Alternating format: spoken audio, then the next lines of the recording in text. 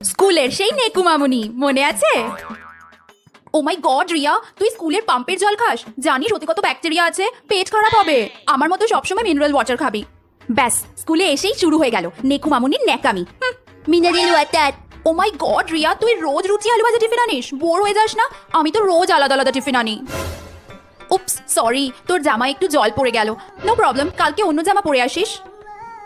Don't tell me যে তোর একটাই জামা। আমার তো 6 দিনের 6টা জামা। জানিস কাল সুদেশনা ম্যামের বার্থডে। আমি কি করে জানলাম? অফকোর্স ফেসবুক থেকে। দাঁড়া দাঁড়া, তোর ফেসবুক নেই? তোর ফোনই নেই?